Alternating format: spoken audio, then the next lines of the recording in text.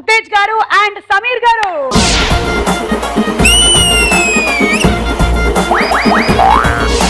పల్లెటూరులో పొద్దు పొద్దున్నే బండేసుకొని ఎందుకు వెళ్తున్నావు సమీర్? చాలా అర్జెంట్ కాబట్టి బండేసుకెళ్ళాను.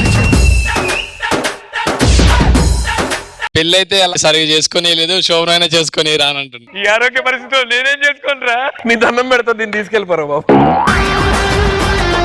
ఉత్తేజ్ సమీర్లలో ఏ విషయంలో పోటీ పడితే ఖచ్చితంగా గెలుస్తాడు? అమ్మాయిల్ని పడేయడం విషయంలోనా, ఆంటీస్ ని పడేయడం విషయంలోనా? అమ్మాయిలకి ఆంటీలకి మధ్యలో వయసు లేదా? లేదు. వాళ్ళని పడేయచ్చు ఈజీగా. మీ ఆన్సర్స్ అవును అయినట్టయితే మీరు ఆ పక్క వాళ్ళని ఇలా స్కామ్ అని ఒకసారి, కాదైతే ఒకసారి నడుము పట్టుకొని ఇలా తిప్పండి. మీ వయస్సు 50 దాటింది. అవి లేదా? మీకు 2 గర్ల్ ఫ్రెండ్స్ ఉన్నారు. ఇద్దరు కాదు. సమీర్ జాన్, మీకు పెళ్లికి ముందు 5, పెళ్ళైన తర్వాత 6 అఫైర్లు ఉన్నాయి. ఎలాంటి సందర్భాల్లో కన్ను ఆర్పకుండా చూస్తాము? ఆయన పక్కింటి ఆవిడ ముగ్గేస్తున్నప్పుడు కన్ను ఆర్పకుండా చూస్తా. రాజీవ్ కనకర్ గారు టీవీలో వస్తున్నప్పుడు కళ్ళార్పకుండా చూస్తారు. మీ అన్నయ్యని చూడడంలో తప్పులేదమ్మా. వెంకీ సినిమా స్పూఫ్ చేద్దాం. కైకే పాన్ బనారస్ వాలా.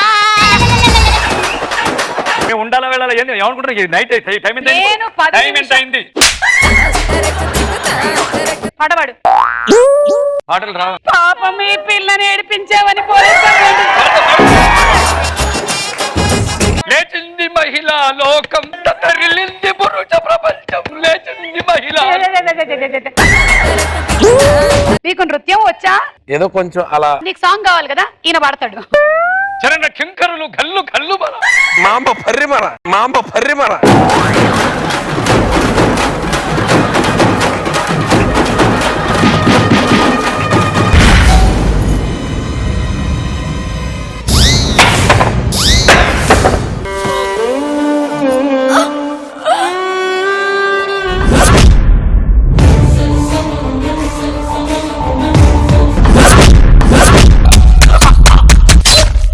యాంకర్ ని 4 సెటైర్లు వేసి వెళ్ళిపోతాను అనుకుంటున్నావా? మాస్ ఊరమ్మా కూర్చొని మాట్లాడుకున్నారు. మాట్లాడుకోవడాలు లేవు. ఎనీవేర్, ఎనీ ప్లేస్, ఎనీబడి, నేను రెడీ. అక్క ఎందుకు కొడుతున్నావు? చెప్పను బ్రదర్.